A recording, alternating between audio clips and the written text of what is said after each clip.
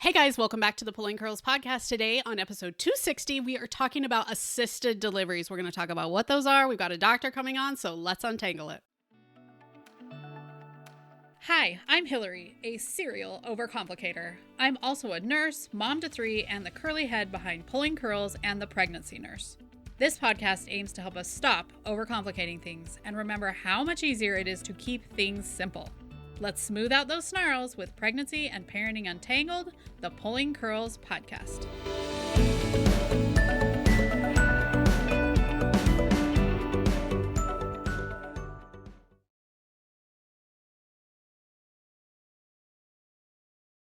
I want to introduce today's guest. This is actually her second time on the podcast. She is a board-certified OB GYN for 14, maybe 15 now, years in Oklahoma. She is passionate about education, and she actually teaches other doctors how to use the vacuum. I want to introduce today's guest, Dr. Tori O'Daniel. Hey, Tori. Welcome back to the Pulling Curls podcast.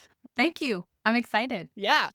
Guys, this is a thing I get a lot. People don't really understand like how assisted deliveries work.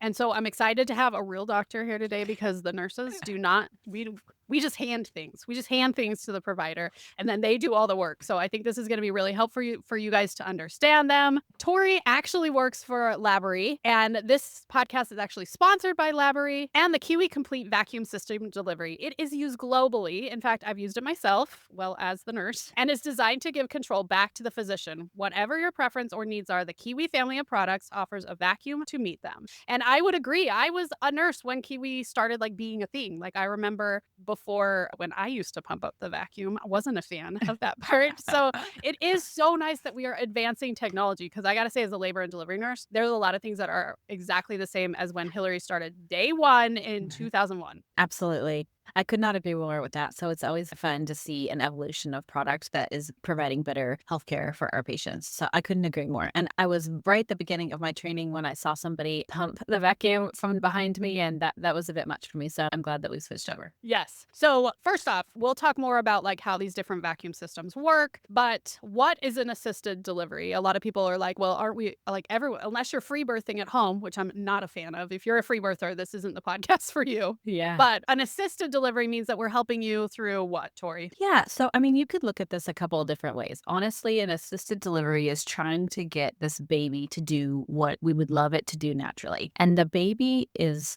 known to go through what we call the cardinal movements of labor, which essentially tries to get the baby to flex or put its head straight down and to get in this position, which we call OA. So the back of the head is facing the mom's interior body and trying to get the smallest diameter to come to pelvis. The thing about that is that some babies are stubborn and they don't want to do that. And patients have all different shapes and sizes of pelvic bony structure.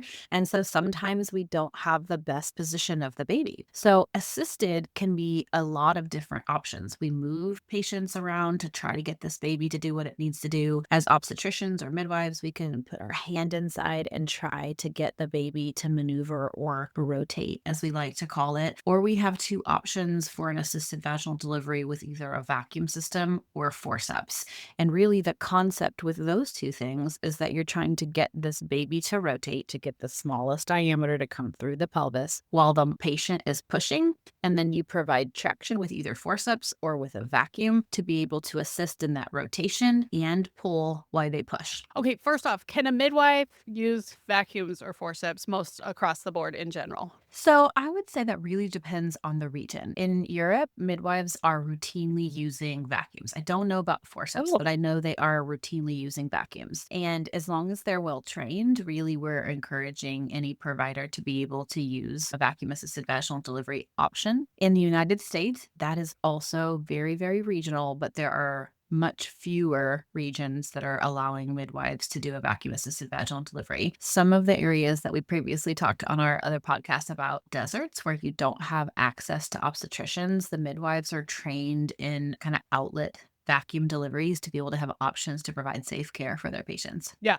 And also family practice. Like some of our family practice doctors, when I worked with them, were able to use vacuums or forceps, or sometimes they had to call in an OB to come do those things. Just so you guys know, sometimes that's Absolutely. an advanced level of care that they're just not trained to do. So I think that's important to know. But midwives always have like an upgrade of care. That a certified nurse midwife always has an OB that they can call in to come back them up for that type of a delivery. Yep. Exactly. Okay, what would you call the difference between like, okay, so forceps look like salad tongs if you're listening just with your ears. If you're not listening with your ears or you're listening with your eyeballs, then I will put picture of what forceps look like. But they basically look like very fancy, very expensive, I'm sure, salad tongs. Yes, Yeah. absolutely. And there are a lot of different shapes and sizes of forceps because depending on what your patient is presenting to you with, you want different sizes.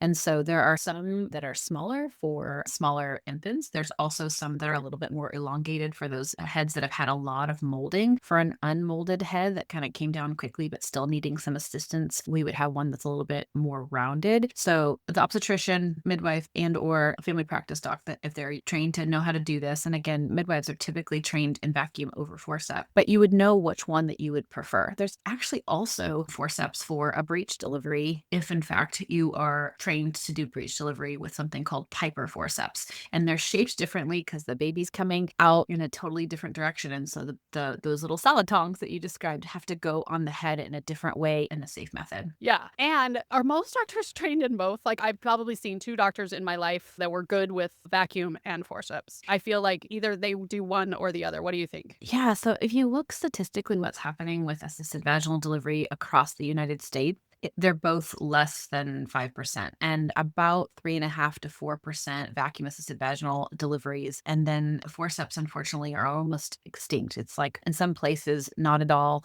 And in others, 0.5 to 1%. And that's unfortunate because if you're not getting trained in both options, then you have less opportunity to provide people who could be appropriate candidates for assisted vaginal delivery. So, back to your original question, no, unfortunately, I find that it's very rare that people are trained in both. I was really fortunate to have attendings in my residency that knew how to do forceps and some that did vacuum. And so I just hounded my attendings that knew how to do forceps, and I was taught how to do both. So I do both. And I think that it actually taught me so much more about why assisted vaginal deliveries work and how they physiologically rotate the baby and what kind of additional force that you need to be able to provide that traction. And it's important to know both skill set. There's a huge misnomer that forceps have kind of gone out of practice because they're so much more difficult to learn. And I really couldn't think that that's farther from the truth. You have to know how to use them both well to use either of those devices.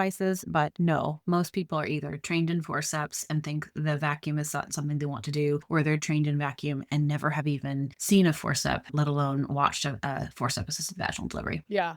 I a lot of times have people say, "Oh, which should I ask for?" And I am always like, whichever one your doctor is good at using, because if they're, again, not trained in how to do a forceps, you definitely don't want them sticking the salad tongs in you. Absolutely. I don't want people to be using instruments and devices that they are not well trained to use, but I love being able to offer a patient either option, and I may choose one over the other based on what I'm being presented with. When I first started using vacuum, I did not completely understand the beauty of the rotation that the vacuum provides. And then I learned really well how the vacuum works. And I know that it helps reinstitute those cardinal movements of labor and help rotate the baby. And so I know I can rotate a baby with delivery with vacuum or forceps. And if a patient provides me an opportunity as a candidate for either one, then I have the opportunity to use either. And so I'm extremely grateful for knowing how to use both. Yeah, you are a woodland fairy. Okay, Tori? Yeah, I honestly think if I'm stubborn, I knew I was going to go practice in a really rural area in Mm. Oklahoma, and I just wanted to have all of the tools that I could in my tool belt. And so I'm grateful. But I think that whenever we go train, because I train to teach vacuum assisted vaginal delivery, I will not stop advocating for making sure people get the opportunity to learn both if they can. That's amazing. I was just thinking that we want to emphasize what a vacuum can do. We talked about it a little bit at the beginning. I think a lot of people think it's just like us just yanking down on that Yeah. baby. Yep. But it can be used to turn the baby, which is Yep. not something you really need to know. Babies, a lot of times, will do it on themselves, but a lot of times they don't because babies are the worst. And sometimes it is pulling and helping a mom. So a lot of times the doctor will give the mom like a choice, like Yep. at the end where they're just not pushing very well. You're in your 4th hour of pushing. As you can imagine, as somebody who does YouTube workout videos, at the very end, I am done. I am not going to be doing burpees on those last 10 minutes of the workout, right? And that's Uh-huh. how it is when you push. Sometimes you're like, I am done. I can't help push anymore. And of course, we also need you to be pushing. A lot of times they're like, oh, the doctor's just doing all the work. Absolutely not. You are still doing your work as well. Absolutely. So I think you hit the nail on the head about the point or the purpose and the mechanism of a vacuum is to reinstitute the cardinal movements of labor that occur with traction, right? So traction helps that because, and I have actually a fetal head, so don't be shocked that there's no baby, there's just a fetal head, and then there's the vacuum. So for those of you looking, obviously this is the front of the head, this is the back of the head, and this is that So soft. this is a podcast you're going to want to watch on YouTube. So the podcast will be on YouTube also. Tori is showing us a baby head, just so you're aware. If you're just got me in your ear holes, hello. Thank you for clarifying. I forgot that people are sometimes just listening, but this is really a good visual that I think that people often miss when learning. And I also go through this with nurses at my facility and where we train to walk them through understanding. Because as Hilary mentioned, you're not the one using the vacuum, but I genuinely want you to understand how this vacuum works. Because if a baby is not coming down directly OA with this fontanelle or that posterior fontanelle, that posterior softbox coming down this way and then out, and it might be turned to one side, or it might be transverse, or it might be what we call sunny side up or OP, we really need that baby to flex and then rotate, right? So the vacuum goes right along that sagittal suture, just anterior to that posterior fontanelle or that soft spot. And when you pull through the vagina, so this right here is that vaginal canal. And when I pull down, it gets this baby because of the spot, like the physics, guys. We got to go back to what we learned in undergrad and in grad school. If you went there, I hated physics, but you have to know this and understand that this flexes. And then if your baby is not positioned as you're pulling down, it flexes and rotates the baby to get the smallest diameter to come through the pelvis. Now, the key to this is that pulling down with this system actually flexes and auto rotates that baby with the pulling down mechanism because it uses the vaginal canal like a pulley system. So we don't pull up. We don't do a ton of different movements with the vacuum. You pull down and then towards yourself, and then that gets that baby to get flexed and then come underneath that pubic bone like it would have done without assistance. And so it is traction, but it's assisted traction. So I still need maternal effort. This system is allowing that rotation to get the smallest diameter. So I should have the least amount of effort that I should need with traction in mom to get the baby delivered. It's not just about traction or pulling it out. I've heard that sort of like tow truck mentality. I've had patients can you just do this for me? And whether I'm using forceps or vacuum, I say, no, I'm going to help you. I'm going to assist, but I really need you to give me your effort. So this is a combined effort that I'm providing traction while rotating and you're pushing for me. Yeah. I just realized we didn't really talk about how the vacuum works. Like people are thinking we're like throwing up our Dyson in there. Yeah. That is not the case. Yeah. So it is just a real gentle type Yeah. suction cup. It Yep. looks like, if you're not watching, it looks like a little bagel Yep. that we stick on that has a little bit of gentle suction that they put on the baby's head. Yep, it goes right here on that baby's head. And then afterward, you're going to see what I call a little hickey. The formal word for that is a chignon. And that's because you're pulling or creating suction on the baby's head. So it creates a little edema. It pulls some of that fluid into the scalp, and that usually will go away. That's like a hickey/bruise that goes away within a day or so. Yeah. And the doctors have like a little hand pump. They're not, again, turning on their Dyson. They have a little hand pump that they squeeze. It gets it to the right. Like there's a green spot that you're like in the clear. This is when you can pull. And then they release it between pushes to just like minimal suction so it'll stay on, right? Well, we don't want to have to find the spot. No, you we don't? actually don't. No, I love that you said that because we don't. So we were originally trained several years ago, a decade and a half ago or so, to release the vacuum in between. But the recommended time for a vacuum is about 15 to 20 minutes in length of your procedure. And so even when she's not pushing, you do not release vacuum. You just don't provide traction. So you leave that on so that it doesn't slip off of your spot, because this placement, which is why we teach this method, is that this placement and getting accurately placed over this spot is super important to get that flexion and then rotation into that smallest diameter plane in your pelvis. And you don't want to release the suction in between those pushes. So let's say the patient is pushed 3 different times in one contraction. Contraction goes away, the patient feels the contraction goes away, or we can see the contraction goes away, and then we just sit. Everybody takes a deep breath, and then contraction builds, patient goes to push again, and then we provide the traction. The other thing is that I put my hand, just my finger and my thumb inside the vagina so that I can put my finger on the baby's scalp, and then my thumb is on the center of that cup.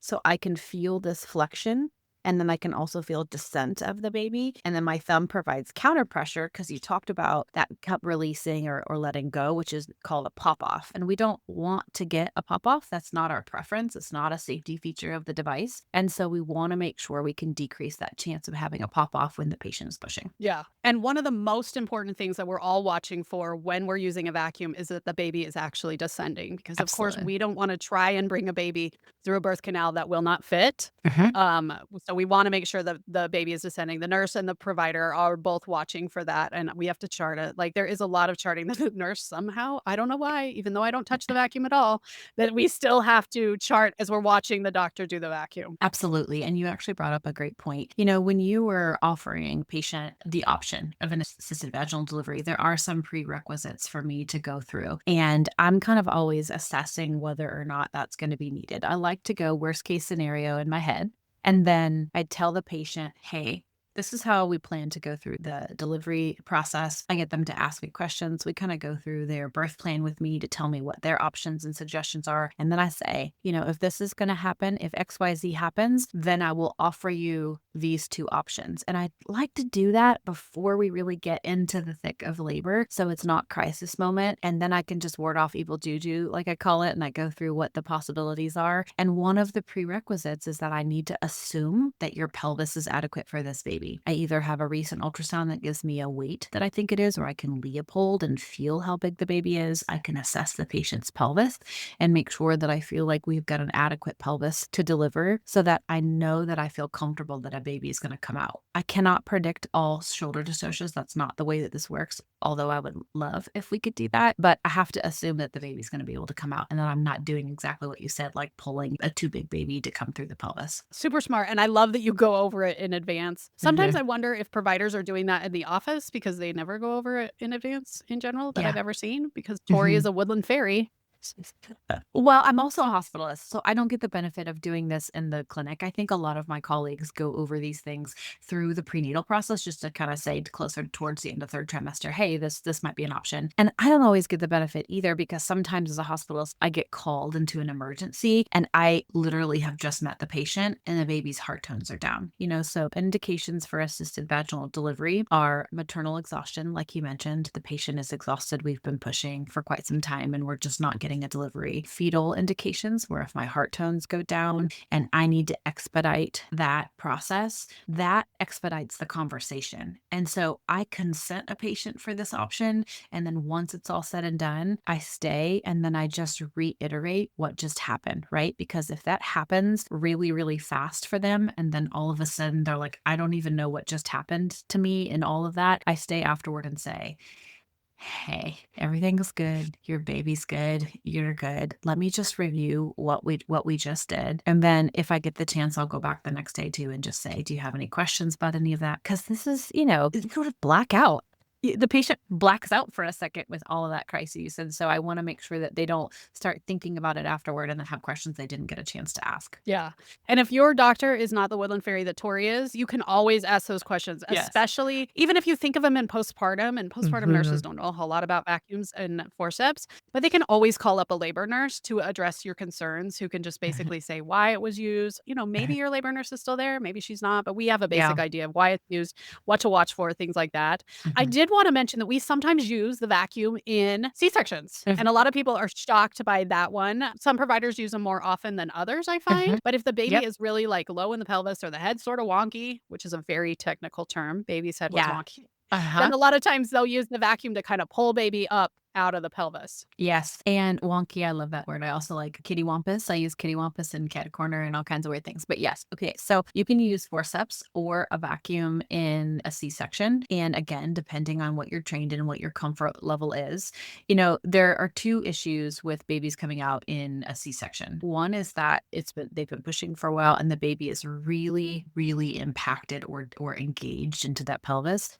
And then the other one is a patient that may have had a scheduled section unlabored, and those babies' heads are not molded. It wasn't attempting to come down into the pelvis. And so it's this beautifully round head, which some would assume would be easier to deliver, but sometimes those stinkers just love hanging out in the uterus and they're round and they're floating. There's a lot of amniotic fluid and it's hard to get the baby to come. So you have an incision. And again, I'm just showing for those of you that are listening, I'm showing this baby's head. But if you have a baby coming through the incision, I'm doing the same thing where I'm putting my hand underneath and lifting it so that the smallest diameter is coming up through the incision while my assistant is giving some gentle pressure on the top of the uterus to help get that baby to come out. If the baby's head is really round and molded and I cannot get it to come up into the incision, or I'm sorry, not molded, or if it's really molded in the pelvis and I have to get it to come up to come into the incision, occasionally an assisted C-section delivery occurs because the vacuum,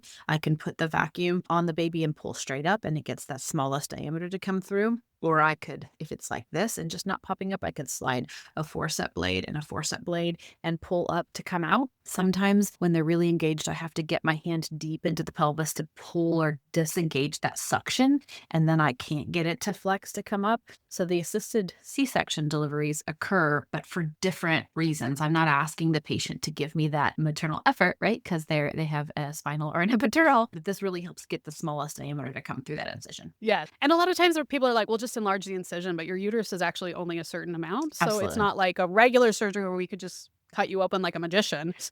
We only Right. have so much room that we can cut, which is confusing when you Uh-huh. see on the skin where they could have made it larger, but your uterus only has Mhm. so much room for us to get into. So that's why we sometimes use it. It's actually is not I mean, sometimes it's about the incision size, but it really is more about trying to get the baby into a position that creates the best delivery. Because babies know, they intuitively know that they're trying to get the smallest diameter. Have no idea how that works. That's way bigger than me. It's lovely, but they know to do this. And when I'm trying to get it and I just can't get it to flex for whatever reason, the assisted delivery, whichever device I'm using, gets the smallest diameter up there that maybe my hand can't do for whatever reason in that scenario. Yeah. By the way, I extra love the Kiwi vac for C-section assisted deliveries because when I was trying to like not get in the field, but also use the pump and listen to the doctor, it was Yeah. miserable. So I'm Yeah. so glad we have new things. That's awesome. I love that. I also wanted to mention there might be people listening to this podcast who have already had their baby that are like, well, I couldn't get, failure to progress. Like they can't push the baby low enough. And they're wondering in their minds, maybe the doctor could have just used a vacuum and I could have avoided a C-section. And Mhm. I don't want you to feel like that is usually ever a thing. If you are pushing and baby's not descending and we're just thinking maybe your pelvis is too small, that is not a point that we would use a vacuum or a forceps because we could get into trouble. Absolutely. You have to have some prerequisites. So your water has to be broken. We like to have your bladder emptied. We need to make sure that your baby is engaged in your pelvis. And we describe engagement in your pelvis in like increments, centimeter increments. And if you are past this bony process in the patient's pelvis, the baby is past that and it's +2. The way do we describe how far down the baby is in your pelvis? And it's +2 or greater, then you're a candidate for us to use this vacuum assisted vaginal delivery. Now, if you go back and read historically, if you have nothing better to do with your time and read about forcep evaluation and sort of evolution, they did do some high and what we call mid forceps where that station could have been a little bit higher. That's not typically performed now for lots of reasons, but partially because we're trying to provide the best care with the least amount of harm. And so, exactly what you just said, Hillary, we want to make sure the baby is showing us signs that it can come down and out. It's just some combination isn't working. And if I can get the baby to rotate and give a little effort while the patient is pushing, I want to do that. So, bladder emptied. Your cervix has to be completely dilated. So, if your failure to progress because you've got stuck at 7 centimeters, neither one of these instruments are offered for you. I have to have an engaged baby down in that pelvis, and I have to assume that the pelvis is big enough for this baby to come out. And I do that by either knowing the estimated fetal weight or I have done Leopold's and I know that. And Leopold's is where they just like manhandle you on your belly in case people are It's like, like, oh, that's like a special thing. yeah, it's like a guesstimation where I do this little trickery this little trickery to make sure I can guess how much I think that your baby is. And again, I think we talked about this before, but I can't predict shoulder dystocia any better than anybody else can. And sometimes small babies have shoulder dystocia. And just to reiterate, shoulder dystocia is where the shoulders of the baby, so this diameter I'm just showing from one shoulder to the next, is bigger or gets stuck in that pelvis. And so my top shoulder, my anterior shoulder gets stuck on the mom's pubic bone and it won't come out. And so sometimes small babies have this issue. If the pelvis is shaped in a certain way, or if the maternal pelvis is just smaller, that happens. So we cannot predict that all the time. But you clearly don't want that to be an assumption that you've got a really large baby. For example, patients who have diabetes, and I know that their babies are going to be big, they also have extra fatty deposits in that fatty tissue of those babies. And so those babies tend to have more dystocias, even at the same size of patients who do not have maternal diabetes. Yeah, so there's a lot of things we're considering before we use a vacuum. I don't ever want Absolutely. you to be like, "Oh, they should use a vacuum. I could have avoided a C-section." That's not usually the case. Absolutely. And the way we're talking, we're like, every delivery gets a vacuum or forceps, but I wanna remind you guys, you said at the beginning, this is about 5% of deliveries, Mhm. but it's enough that it's awesome to know about Mhm. so that you're not caught off guard when your doctor's like, "Hey, what do you think about forceps?" I don't know if you would know this, Tori, because you probably don't see a lot of providers asking, but do you think they give informed consent really well with vacuums or forceps? I think that it's a loaded question, right? I think people intend to consent people and meet them where they're at. And so you want to inform somebody as much as they can be informed to allow them to make an educated decision with you. But you don't want to scare them and make them feel like a C-section is just the better option because there are risks with an assisted delivery. And let's be frank, right? A vaginal delivery is risky regardless of how we look at it, whether it happens without any assistant, with plus or minus an epidural, plus or minus medication. It's still a very risky thing that we go through.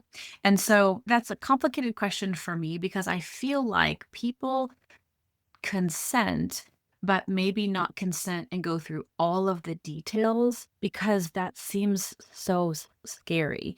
And I try to make sure that what I'm using, the verbiage that I'm using, the words that I'm trying to say to explain what can happen is meeting a patient where they're at. So I'm not using these words that are like, sure, yeah, okay. And they have no idea what I'm actually saying could happen. And so I don't sugarcoat it. I mean, I say a C section is an option and these are the risks that come with that. And a vacuum, these are the risks that come with that. And the forcep, these are the risks that come with that. And then I also tell them if I have a preference based on how they're presenting to me, and I say I would prefer to use a forcep on you, and this is why. I still say you're still a candidate for a vacuum if you prefer one over the other. So That's awesome. And hopefully your provider's going over this in the office. They should do things like you might end up getting blood. You might need forceps or a vacuum. Like there are some very things that mhm. we do kind of just like in the moment because a lot of times we don't have 30 minutes to talk about should we use a Absolutely. vacuum. It's something that's being done sometimes very quickly. If baby's heart Yes. rate's going down, sometimes it's like we need the vacuum, we need it now, we need to go. And in those cases, hopefully you've had that discussion in the provider's office and you trust your provider. I mean, I hope everybody Yeah. trusts their provider, although it can be tricky. I get Yeah. it. Yeah. Yeah. Yeah. Yeah. And so, yeah, I think people intend to consent well. I think making sure that you consent and then discuss and then debrief and have conversations when it's not in the heat of the moment. When it's the heat of the moment, I really dial down to what I feel like is the most important conversation. Your baby is at risk because of XYZ. Heart tones are down. I have two options. These are my options. These are my risk with these options. And I need you to tell me right now what you'd like to do, which is so hard for me to say because somebody's trying, they're like, I don't know. What do you think that I should do? And if I have a preference either way, of course I say that. If they're not a candidate, I say, I'm so sorry. I do not feel comfortable offering you this because XYZ. My recommendation is a C section. I mean, I just feel like everybody provides different clinical scenarios to you, which is what makes obstetricians as fun and as fear based as we are because there's a lot of educated fear that comes with we know, right? As a labor and delivery nurse, it is good when it's good and it is not good when it's not good. Yeah. And I think a lot of people learn about forceps or vacuums and they're like, well, those sound really barbaric. But Yeah. I want you guys to realize that the reason we have these is to prevent a C section. And most people that come into labor and delivery want to do a large variety of things to try and prevent a C section, including the staff, because we Mhm. ultimately feel Absolutely. that either a vacuum or a forceps, when used appropriately by trained staff, is less risky than having a C section. Yeah, and again, if you go back and look at what we offer in the United States, a lot of places don't even offer a trial of labor labor after a C-section. So if I can safely avoid that first C-section and offer people who are candidates for an assisted vaginal delivery safely, absolutely. I mean, this is going to help prevent long-term possibility or risks if I can avoid that first C-section. I am not going to do that at all costs though. I'm a very, very like practical person. If you have to have a C-section because that is what has been presented to us, that doesn't mean you're damned for life, right? And I don't mean to say that harshly. C-sections are not a bad word. It's just, I would love to be able to allow us to get through a vaginal delivery if you're an appropriate candidate, your baby is cooperating, all of those things that I say. And if I have to do a C-section, we can work through that too. You know, I love how you empower people to know and to ask questions. Just ask questions. Like if anybody is getting defensive with you, that should be a little bit of a red flag. If they're comfortable with what they're doing, they should be able to converse and have a conversation with you about it for sure. Yes. Okay, so fun fact, Hilary had a forceps delivery on my first baby. So my first baby was born in 2000. Okay. And I knew what forceps were because I went to nursing school and I had done labor and delivery as a capstone. Didn't work labor and delivery though at that point in time. I was with the old people. Literally thought, I mean, when you're kind of like sugarcoating it, like we just apply a little pressure. I thought he was going to hurl me across the room. It was a point in time where my baby's heart rate was down. I could tell that we were having decels. I knew what decels were. And he, old guy, by the way, I think he also delivered me. So not a young fella. Okay. Came in, you know, and it was one of those situations where they couldn't get the heart rate to come up. He said, this is to avoid a C-section, and just like pulled the heck out of that baby. And side note, you can still feel a forcep mark on his head, but he's graduated college. He has a degree in computer science. You know, at the time I was kind of like, well, this could be a problem. And totally functioning human being. He is a boy that's 25, so not fully functioning, but pretty darn functioning. So Sure. that was my thing with forceps. I believe he did go through the risks and the benefits, although I literally have no idea because it was very quickly and he had him out. He was one of those doctors who was super trained in forceps and had him out very quickly. So that's what happened with Hilary, but I do want to talk a little bit about the risks and the benefits. Well, we've talked about the benefits, but what are some of the risks with forceps or vacuum? Because I think they're a little bit different. Yeah, there are some similarities and then there are some differences. And I think the first difference that people associate between risks for forceps with vacuum is that the forcep needs to go, like you just said, those little salad tongs that goes around the baby's head. So if I were a forcep, I'm showing sort of where my hands are coming around the baby's head to sort of sit right on here and be able to get the baby to come through. So that inadvertently widens the diameter of what is having to come through the pelvis because I now not only have the baby's head, but I also have those blades. And those blades are thin, but they still widen the diameter of what's coming through. And so you have maternal risks with the forceps that can cause vaginal lacerations or what we call sulcus tears. You can also have a tear on the posterior side, like right where we think of where we have an episiotomy, it can tear. And that tear then can go into near your rectum. That's called a 4th degree tear. That can have longer term sequelae or long term side effects. That's your girl right here, here, 4th degree. Yes. Still functioning. Yes. A lot of pelvic floor. Yeah, you're doing pelvic floor. Got to do your pelvic floor physical We gotta therapy give when a you get shout one of out to those. those pelvic floor physical therapists because man, they are really like they're in the trenches with us, making sure the patients are doing well. But that's a risk. And you could still have a 4th degree having a regular without assisted vaginal delivery, having a vacuum assisted vaginal delivery, but your risk with forceps is higher because it's increasing the diameter. When you put a vacuum on a baby, you can see that this is not increasing the diameter of what's coming out of the vagina. And so this device does not widen that. So you don't have what I consider those maternal risks. And I just say that my maternal risk with forceps is more sulcus, vaginal, up into the urethra, and then posterior or rectal tears, those 4th degree tears. You still can have risks to the baby with forceps and vacuum, and that is a skull fracture or tearing or shearing of the blood vessels that are in those, like in between the scalp and the skull, and that's called a cephalohematoma or a subgaleal hemorrhage. You do have a slightly higher risk with a vacuum for those fetal scalp vessel lacerations, and then you can have a scalp laceration if this kind of shears off of the scalp, and that's more of like a skin abrasion or a cut in the skin. Those vessel tears that cause that bleeding, those can be more significant. The cephalohematoma, it's underneath the skin in a way that it can stop because of the suture lines of the baby. And a subgaleal hemorrhage is something that you can have more bleeding because it can kind of extend over the scalp. And so those are risks with either one, but the fetal risks are slightly more with a vacuum. And I counsel people that. Can people have a cephalohematoma or a subgaleal hemorrhage without assisted vaginal delivery? The answer is yes. It's just not as frequent.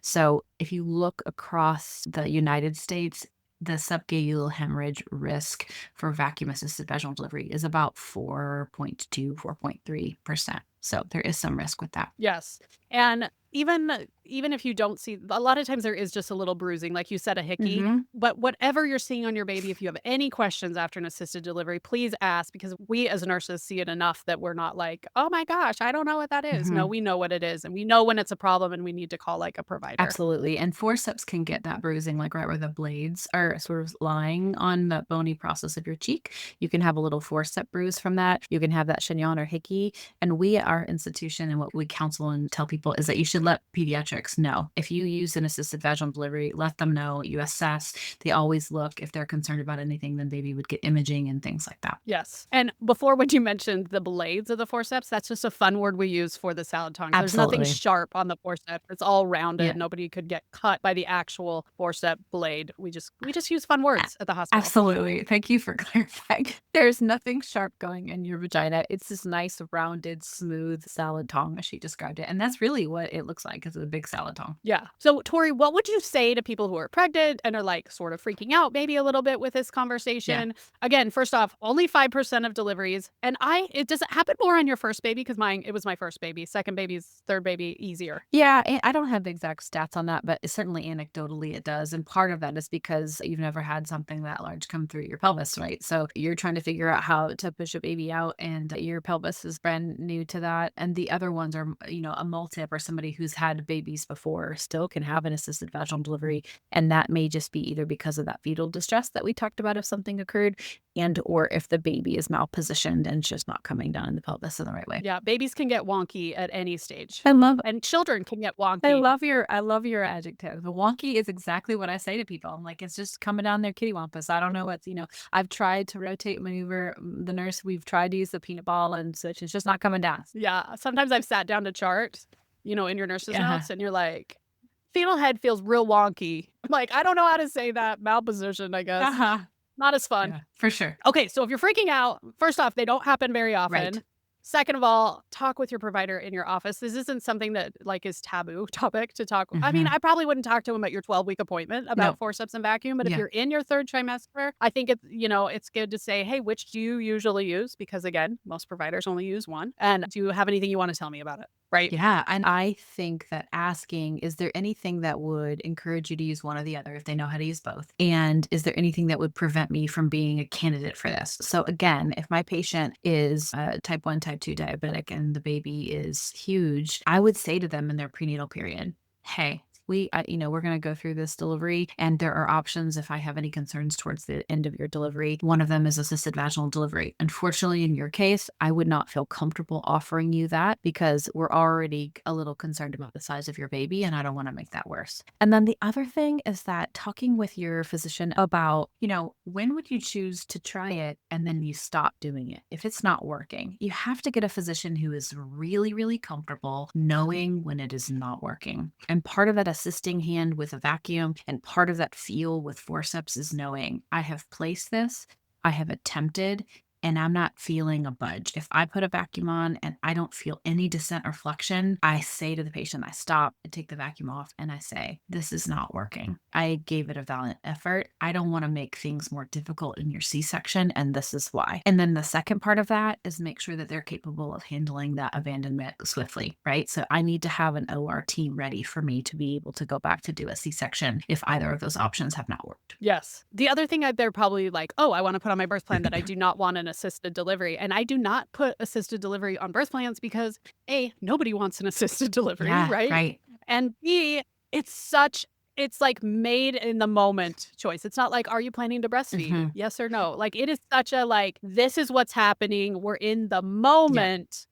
I guess you could if you're like getting tired and do you want the assist with the vacuum or are you okay doing it on your own? Like that's a choice. But Yeah. most often it's a thing that's made in the moment, which is a lot of birth. I think it's great to be educated Yeah. and you're like, if I still have that effort in me, I want to push it on my own instead of getting the vacuum because I prefer not to tear. Yeah. But that in general is not most of the vacuums that I've seen Yep. placed. Absolutely.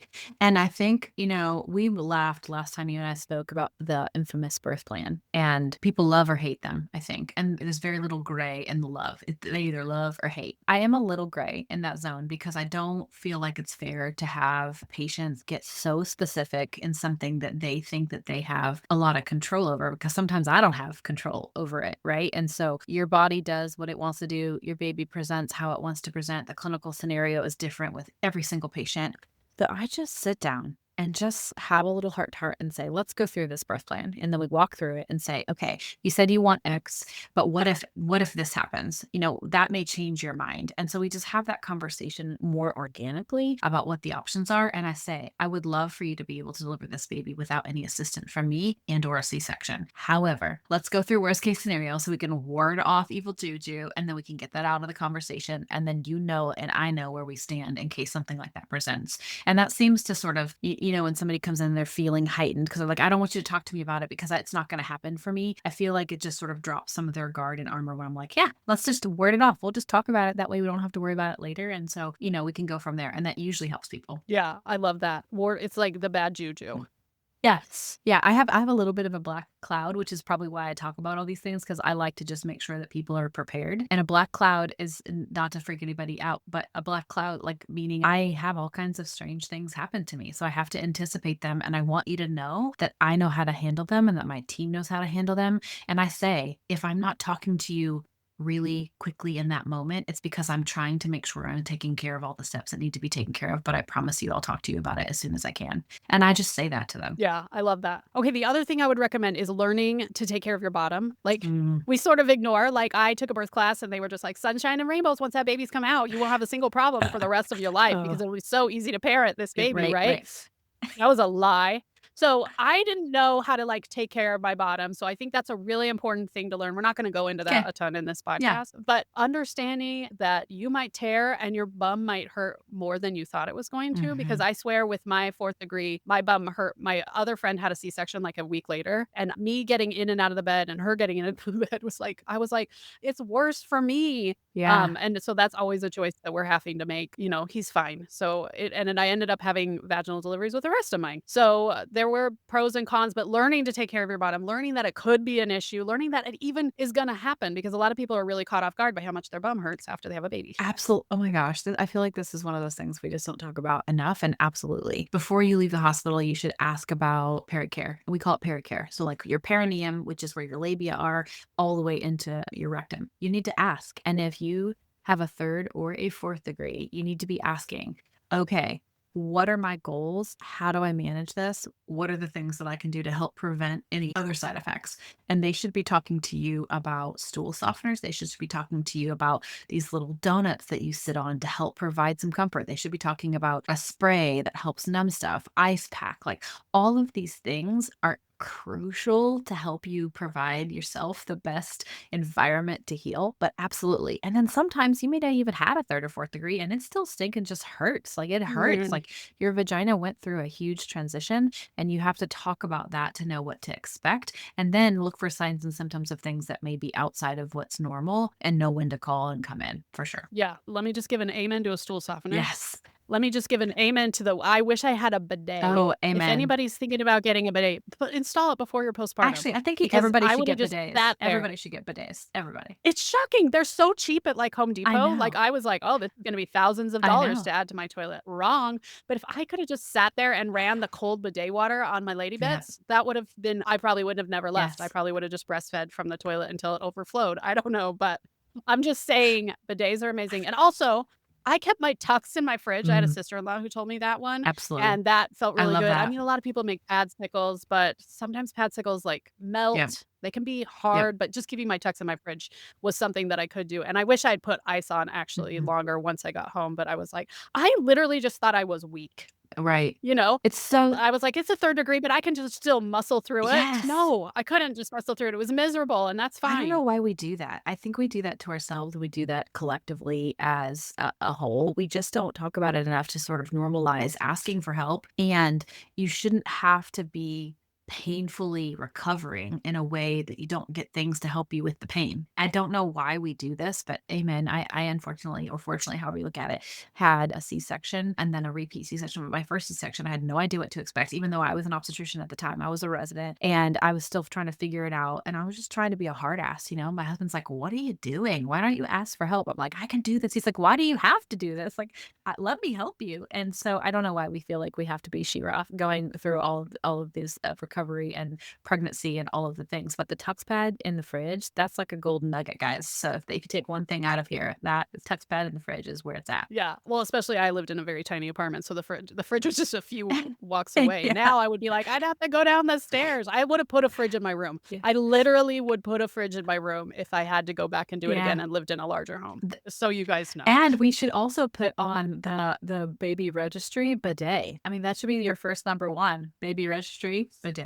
Done. Yeah, it's so helpful. Lavery, I hope you start building a bidet. Yes. Our next podcast with them. All right. So I think let's sum it up. I Okay. think we've learned that these can be super, super helpful. Mhm. And this isn't something to be afraid of. It's another tool in our tool belt. Don't come in afraid of Yep. this. And that providers are going to use which works best for them. Mhm. And that's okay. I think I see a lot of people online mad that a provider doesn't know how to do absolutely everything in the whole wide world. And Mhm. that's just not the way it is. Yes. Hopefully, maybe you're in a group where there's like a lot of different Yeah. people who are different and good at different things. Mhm. But sometimes you're also in the middle of nowhere and you've got the one provider and you're going to want to cater to what they do best, Yep. which is how we do things. Like when my tile guy comes, I want him to do the best tile job he can do in the best way he knows how to do it, not me like, why don't we do the ceiling? Yep. You know? Absolutely. That's such a huge thing, is just talk with them, know what they're capable of doing, know what instruments and devices they're comfortable using, and then don't steer from that. Don't ask them to do something that they're not proficient in doing, because that's just risky for you, which I know you don't want. You want it to be the least risky option for you and your baby. So 100%. Yeah.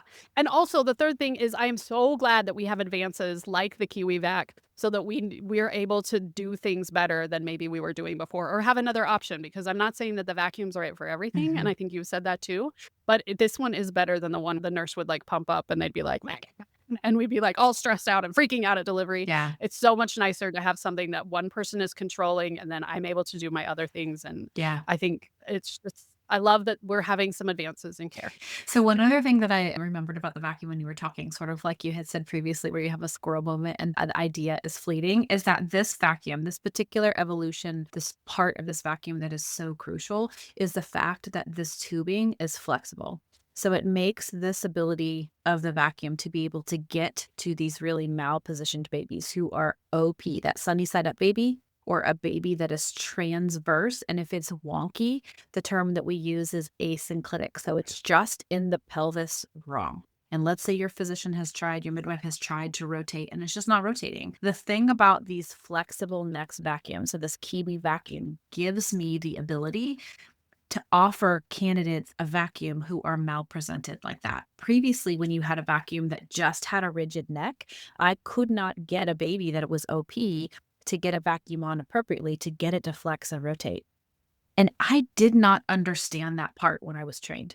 And that's partially because I don't think that my attendings that were training really understood that, which is why I became really passionate about teaching other physicians how a vacuum works. Like, what is the actual process behind how a vacuum works and why a flexible neck gives you more options for candidates. So if my patient is OP or sunny side up, I can use a vacuum. I don't just have to use forceps.